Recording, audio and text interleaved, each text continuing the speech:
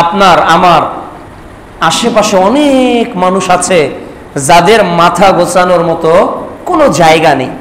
বস্তিতে কত মানুষ শুয়ে আছে, রেল লাইনের পাশে কত মানুষ শুয়ে আছে, যাদের পলিথিন দিয়ে ছাদ, পলিথিন দিয়েই যাদের প্রত্যেকটা ঘরের চতুর্দিক ঘেরা, যাদের পলিথিনের দরজা, পলিথিনের জানালা, বাতা দিয়ে গড়া এই ঘর বছরের পর বছর কাটিয়ে দিচ্ছে।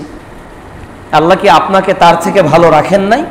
আল্লাহ বলেন অশকুরুলিল্লাহ, আমি যে তোমাকে রিজিক দিয়েছি, আমি যে তোমাকে সুস্থতা দিয়েছি, আমি যে তোমাকে খাদ্য দিয়েছি, আমি যে তোমাকে বাসস্থান দিয়েছি, এটা পাওয়ার পর তুমি কি করবে? অশকুরুলিল্লাহ, আল্লাহর কৃতজ্ঞতা আদায় করবে। ইন কুনতুম ইয়্যাহু তা'বুদুন, যদি তোমরা আল্লাহর দাসত্ব করো, যদি তুমি নিজেকে সার্ভেন্ট অফ আল্লাহ, তুমি যদি মনে করো যে আই এম সার্ভেন্ট অফ আল্লাহ, আমি হলাম আল্লাহর চাকর, তাহলে রিজিক পাওয়ার পর সর্বপ্রথম বান্দা কৃতজ্ঞতা আদায় করবে কার? আল্লাহ। কিন্তু আমরা বলি, ইস, যদি এমপি সুপারিশ না করতো কি হতো, যে ভাগ্যিস যে আমার ছেলেটা অমুক জায়গায় টিকে গেছে, না হলে হয়তো মাঠে মারা যেত। এই গরু আছে বিধায় আমি বেঁচে আছি, এই দোকানটা না থাকলে আমরা মাঠে মারা যেতাম, এই অমুক কাজটা না হলে আমরা সারা জীবন পঙ্গুত্ব বরণ করতাম। এগুলো যে আমরা বলি, এগুলো প্রত্যেকটা আকীদা বিধ্বংসী কথা। আল্লাহ রাব্বুল আলামিন বলছেন সূরাতুল বাকারার সূরা মুমিনুনের 23 নম্বর আয়াতে, ইয়া আইয়ুহার রাসূল কুলু মিনাত তাইয়্যিবাত। সূরা মুমিনুন অধ্যায় 23 আয়াত 51 আল্লাহ বলছেন, হে রাসূলগণ, কুলু মিনাত তাইয়্যিবাত, তোমরা বৈধ খাবার খাও, হালাল খাবার খাও। তাহলে মানুষ যা খাবে সেটা হলো হালাল, পশুর কোনো বাদ বিচার নেই। ও রাস্তায় ঘাটে পথে ডাস্টবিনে যা খায় তাই, যা পাচ্ছে তাই খাচ্ছে। কিন্তু মানুষকে আল্লাহ আকল দিয়েছেন, বিবেক দিয়েছেন, যাতে মানুষ বৈধ জিনিস খায়। বৈধ জিনিস হলো ইবাদতের ম্যান্ডেটরি, মূল। কেন? মানুষের মগজে যে স্নায়ুগুলো আছে, মানুষের মধ্যে যে বুদ্ধিভিত্তিক চিন্তা রয়েছে, এইগুলো পজিটিভ তখন হবে যখন তার খাদ্যটা ঠিক হবে। এই জন্য একজন ডক্টরের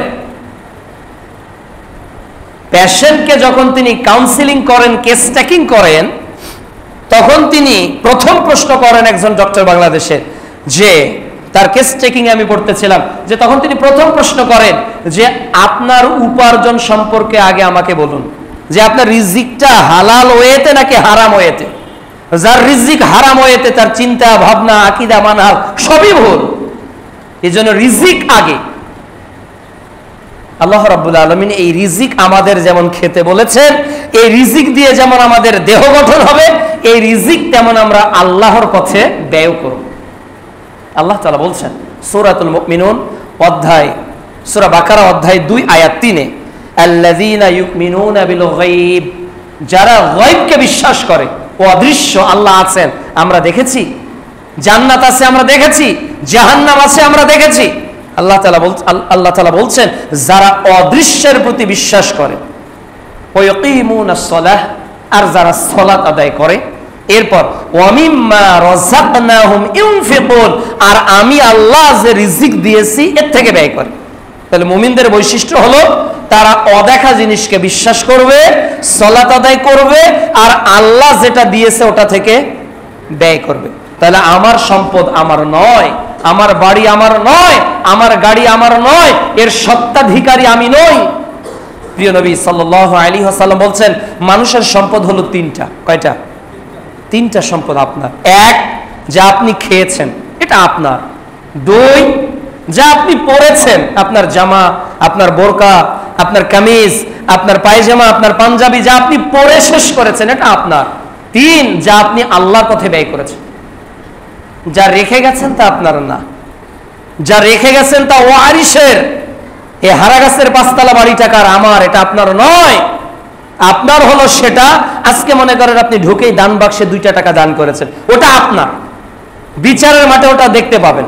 প্রিয় নবী বলছেন আস-সাদাকাতু বুরহান, আপনি যাই দান করবেন বিচারের মাঠে জান্নাতে যাওয়ার জন্য ওটাই আপনার দলিল। সুবহানাল্লাহ। আর যা রেখে যাবেন তা আপনার জবাবের বিহিতার আওতায় পড়বে।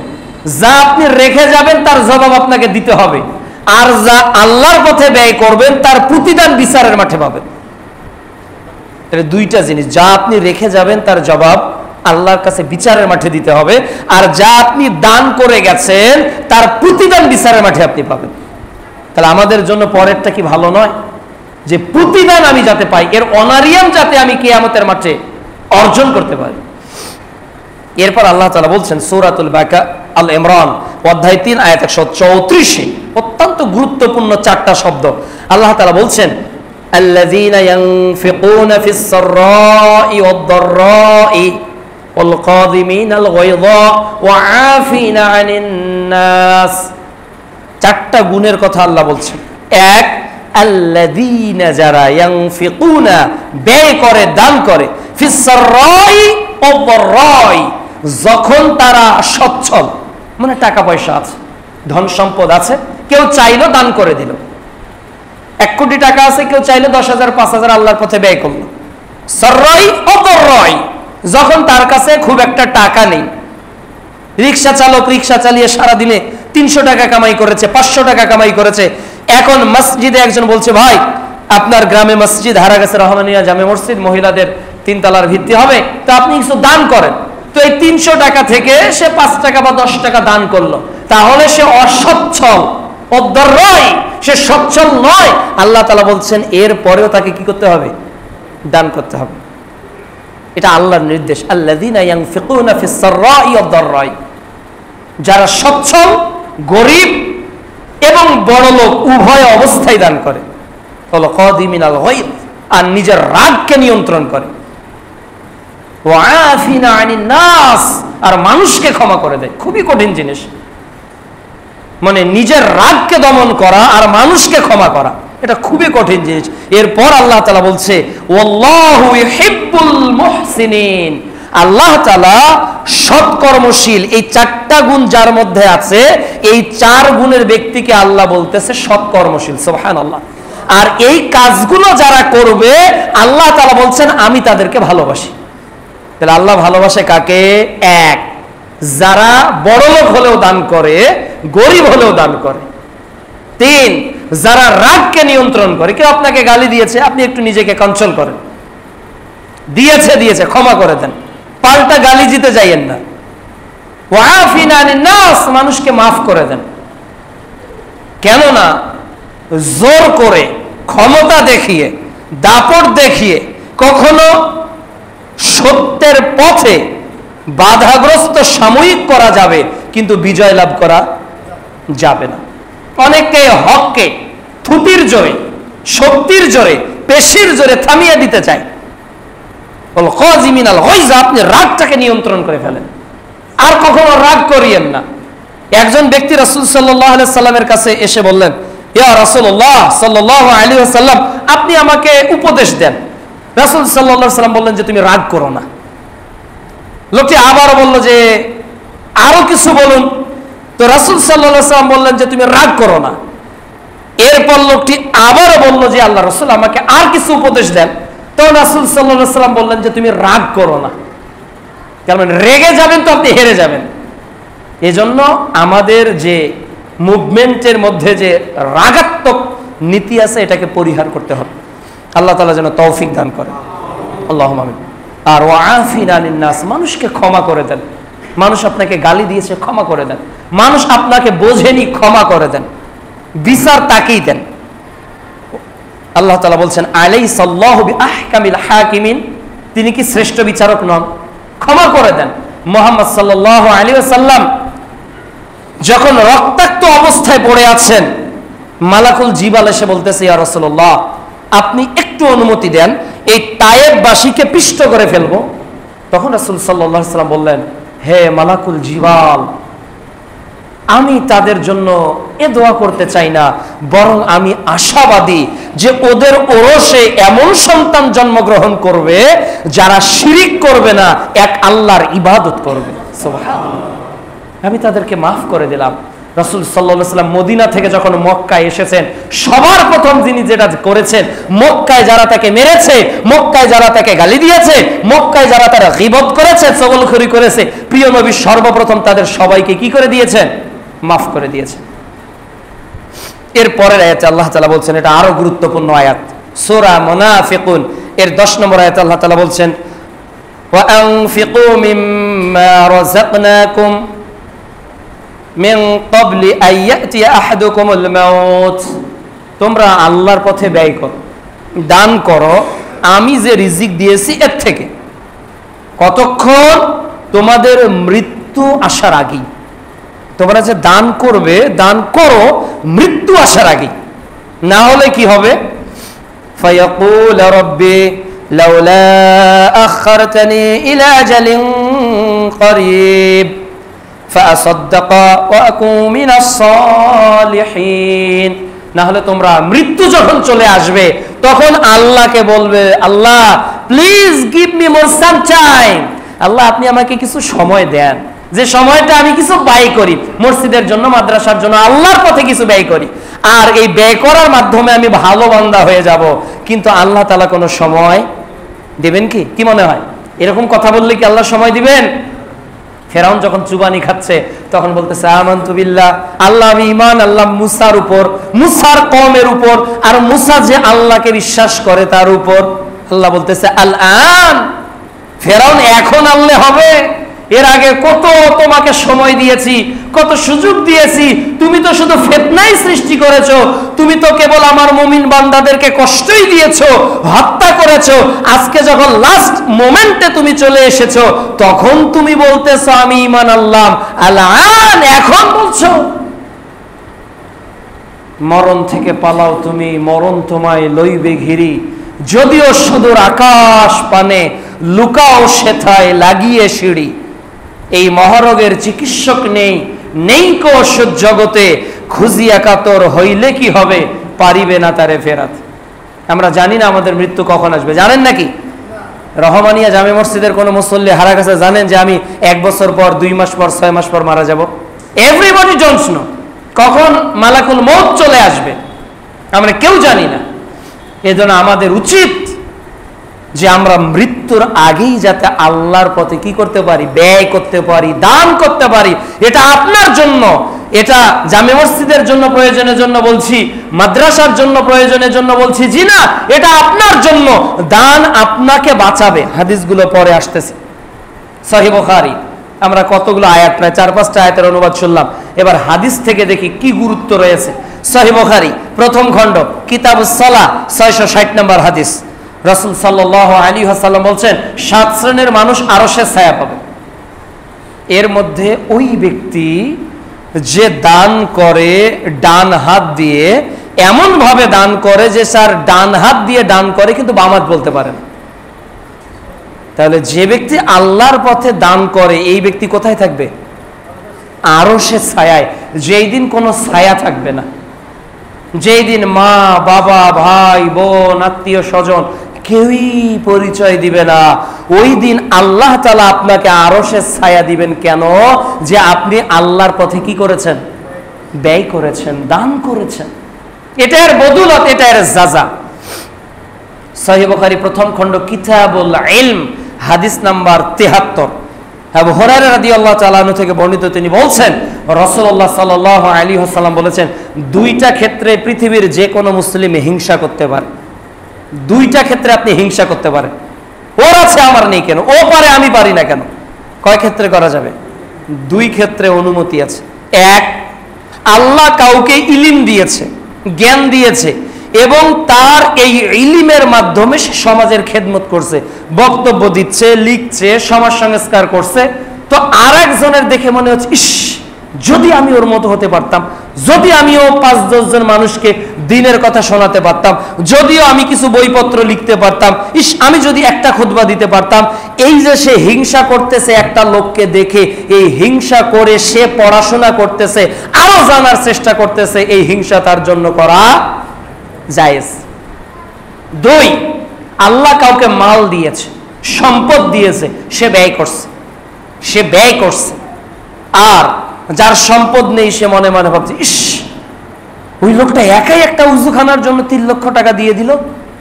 ও একাই মাদ্রাসার ফ্লোর বা মসজিদের ফ্লোর করার জন্য একাই টাকা দিল, অনেকে দেয় না, একাই দিয়ে দেয়। আমাদের ওইদিকে একটা মসজিদ হয়েছে, একাই একজন টাকা দিয়েছে। আবার কোন মসজিদে ফ্লোর একাই কেউ কিনে দেয়, টাইলস একাই কেউ কিনে দেয়, বলছে আমি কাউকে অংশ কিনে দেবো না, আমি একাই। এই যে হিংসা, ও পারলো আমাকেও দিতে হবে আর একটা, আমি ছাদের সব রড দিব। এই হিংসাটা শরীয়তে কি জায়েজ, এটা বৈধ।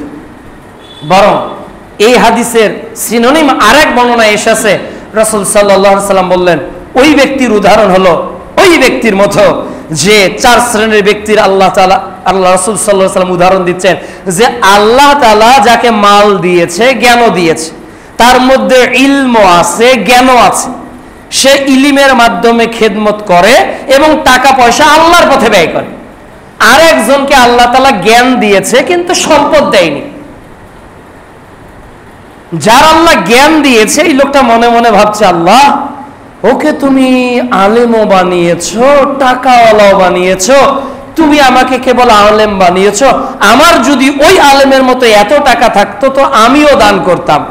রাসূল সাল্লাল্লাহু আলাইহি সাল্লাম বলেছেন, সে যে এই সংকল্প করেছে ইলিম থাকার কারণে, ইলিমের সঙ্গে যার মাল ধন সম্পদ আছে ওই ব্যক্তি দান করে যত নেকি পেয়েছে, যার ইলিম আছে কিন্তু টাকা পয়সা নেই, ও যে তার মতো দান করার নিয়ত করেছে, সমপরিমাণ দানের নেকি আল্লাহ তাকে দান করবে। সুবহানাল্লাহ। তাহলে দানের নিয়ত করাটাও নেকি, দানের নিয়ত করাটাও নেকি। আর 2 ব্যক্তির উদাহরণ প্রিয় নবী দিয়েছেন, একজন ব্যক্তির জ্ঞানও নেই কিন্তু টাকা আছে, জ্ঞান নেই, ইলম নেই, কোরআন হাদিসের জ্ঞান নেই, আবার টাকা আছে। ও কি করেছে, ও হারা গেছে, সিনেমা হল দিয়েছে, রংপুরের সিনেমা হলের মালিক, বিভিন্ন বারের মালিক।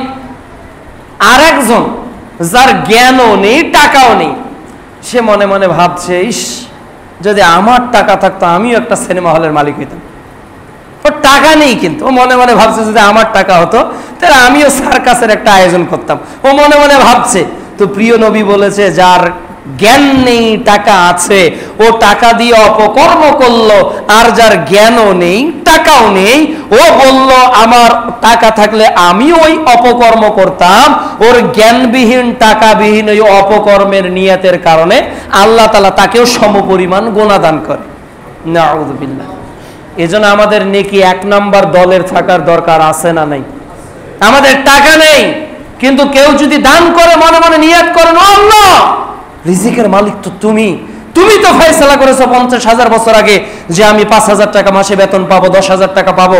আল্লাহ এর বেশি তো আমার সামর্থ্য নেই, তবে আমার সামর্থ্য যদি থাকতো ওই লোক একাই ফলোর করে দিল, কত মানুষ সেজদা করবে, ওই লোক একাই ছাদ তৈরি করে দিল, কত মানুষ হাজার হাজার মানুষ সালাত আদায় করবে।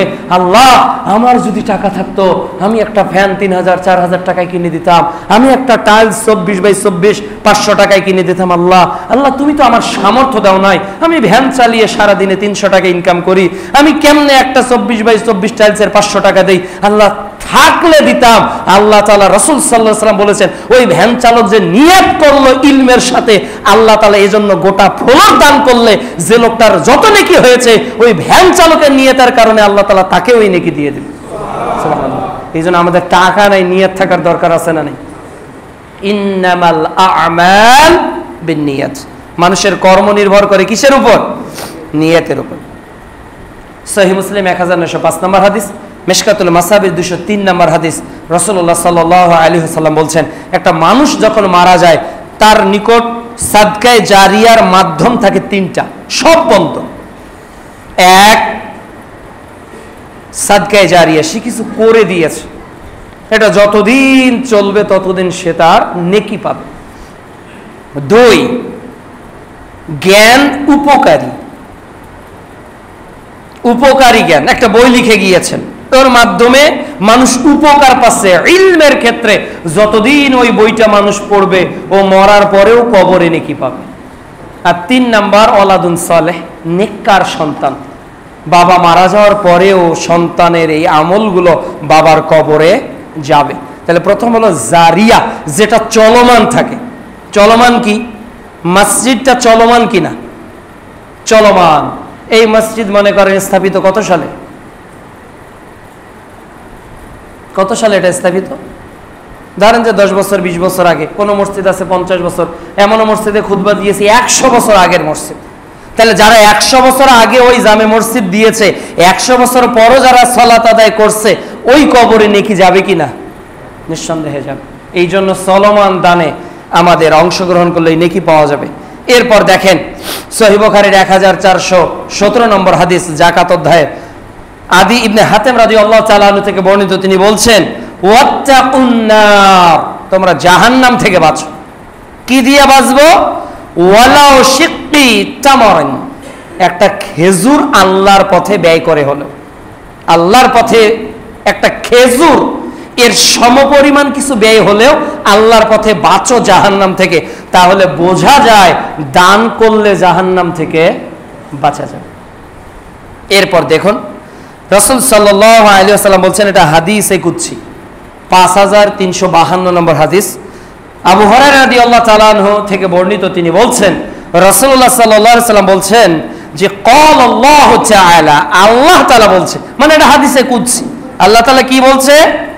আনফিক ইবনে আদম, হে আদম সন্তান তুমি আমার পথে ব্যয় করো। উনফিক আলাইকা, আমিও তোমাকে দান করব। সুবহানাল্লাহ, আল্লাহ বলতেছে তুমি আমাকে দিলে আমিও তোমাকে দিব। আল্লাহ কি মিথ্যা বলে? আল্লাহ কি ওয়াদার খেলাফ করে? আল্লাহকে যতটুকু দিবেন আল্লাহ আপনাকে ততটুকু, এর চেয়ে বহুগুণ বাড়িয়ে দিবে।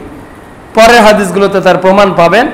সহিহ বুখারীর 2591 নম্বর হাদিস, রাসূল সাল্লাল্লাহু আলাইহি ওয়াসাল্লাম বলছেন যে তোমরা আল্লাহর পথে গুনে গুনে দান করো না, তাহলে আল্লাহ তোমাকে গুনে গুনে দিবেন। পকেটে টাকা আছে, ধরেন যে 100 200 50 30 টাকার নোট, গুনে না দিয়ে 100 200 50 আছে ওইভাবেই দিয়ে দেন। কত টাকা দান করলেন আপনিও জানেন না, তখন আল্লাহ আপনাকে যেটা দিবেন এটা হলো বেহিসাব। সুবহানাল্লাহ, আল্লাহ গুনবেন না, পরোয়া করবেন না।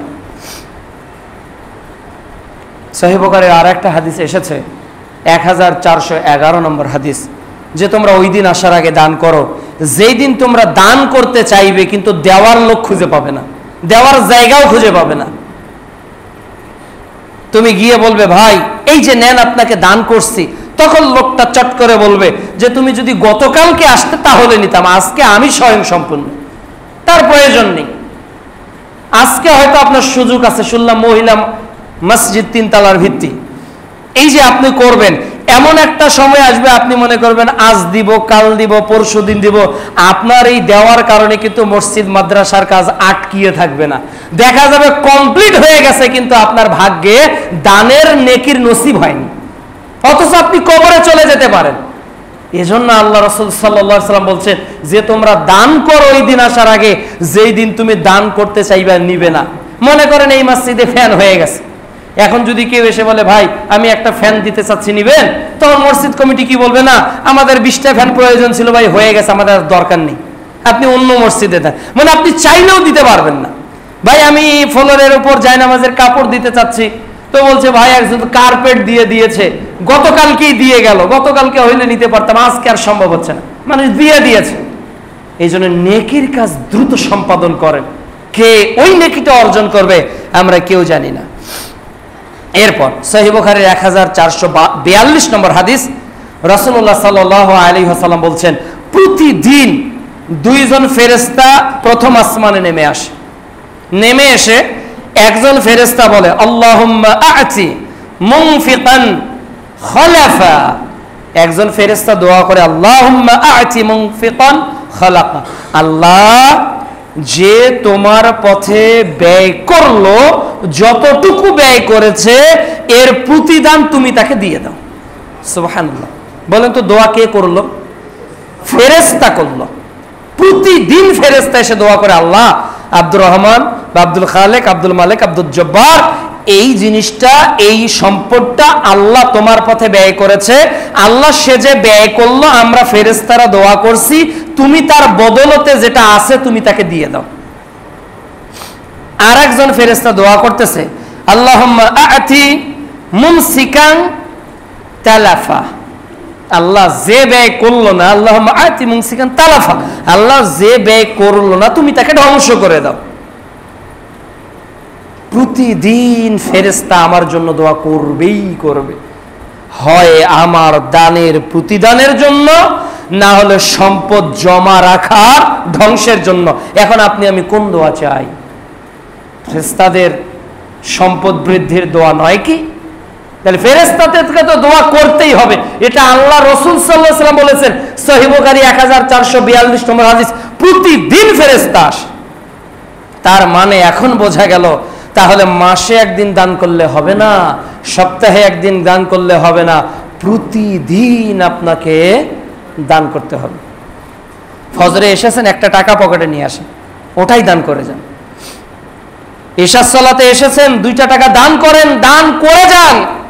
ওই দিন যদি আপনার মৃত্যু হয়ে যায়, তাহলে আপনি যে দান করা অবস্থায় মারা গেলেন, আপনার মৃত্যুটা কিসের উপর হলো? আল্লাহর পথে ব্যয়ের উপর, দানের উপর হলো। শুধু তাই নয়, মুসনাদ আহমদের 15319 নম্বর হাদিস, রাসূল সাল্লাল্লাহু আলাইহি ওয়াসাল্লাম বলেন, মানুষ যদি দান করে, এই দানের কারণে তার গুনাহকে ক্ষমা করা হয়। কেমন ভাবে ক্ষমা করা হয়? যেমন আগুনে পানি দিলে আগুন নিভে যায়, কেউ যদি আল্লাহর পথে দান করে, আল্লাহ তাআলা তার পাপকে এইভাবে ক্ষমা করে দেয়। সুবহানাল্লাহ। তাহলে আগুনে পানি দিলে কোনো আগুন কি অবশিষ্ট থাকে? তাহলে বোঝা যাচ্ছে দান করলে মুমিন বান্দার জীবনে কোনো পাপ থাকতে পারে না। তিরমিজির 2416 নম্বর হাদিস, রাসূলুল্লাহ সাল্লাল্লাহু আলাইহি ওয়াসাল্লাম বলছেন, লা তাজুলু কদম ইবনে আদম ইয়াউমাল কিয়ামা মিন ইনদি রাব্বি হাত্তা ইউসআলু আন খামস। কিয়ামতের দিন আল্লাহ তাআলা আমাদেরকে 5টা প্রশ্ন করবেন। এর আগে আমরা আগাতেও পারবো না, পিছাতেও পারবো না। এর 3 এবং 4 নাম্বার প্রশ্ন হলো, ওয়া মালি, তোমার সম্পদ, মিন আইনা ইকতাসাবাহু, ওটা কিভাবে উপার্জন করেছো, ওয়া ফিমা আনফাকাহু, আর ওটা ব্যয় করেছো কোন পথে। কে জবাব নেবেন? এই হিসাবটা কে নেবেন? আল্লাহ তাআলা নেবেন। তাহলে যুবক ভাইরা বলেন তো, প্রতি মাসে যে মেগাবাইটটা ব্যবহার হয় ফেসবুক চালাতে, ইউটিউব দেখতে, এটার জবাব আল্লাহ নিবেন না মনে হয়? নিবেন? ডিসলাইনের যে বিলটা দিতে হয়, এটার জবাব আল্লাহ নিবেন তো না? মেয়ে যে বেপরদার পোশাক পরে রাস্তাঘাটে চলছে, এর জবাব তো আল্লাহ নিবেন। অফিমা আনফাকাহু, এটা কোন পথে তুমি ব্যয় করেছো, আমি আল্লাহ দুটারই জবাব নিব। আসছে কিভাবে, গেছে কিভাবে, ওটা ব্যয় হয়েছে কিভাবে। সম্মানিত উপস্থিতি, এই দানের উপর অনেক ঘটনা কোরআন ও সুন্নায় আছে। এর মধ্যে উল্লেখযোগ্য একটি ঘটনা হলো সহিহ বুখারী 1421 নম্বর হাদিস, দান মানুষকে ফেরাতে পারে। একজন ব্যক্তি বলল, আমি তোমার পথে দান করব। ওই লোকটা রাস্তায় গিয়ে হঠাৎ করে একজনের হাতে কিছু সম্পদ দিয়ে চলে আসলো। পরে সকাল যখন হলো, তখন জানা গেল এই লোকটা যাকে দান করেছে সে হলো এলাকার চোর। লোকজন বলল, সি সি সি সি সি সি, লোকটা দান করলো তো করলো, একজন চোরকে দান করলো। ওই লোকটা পরের রাতে আল্লাহকে বলছে, আলহামদুলিল্লাহ আল্লাহ, আমি একজন চোরকে দান করেছি।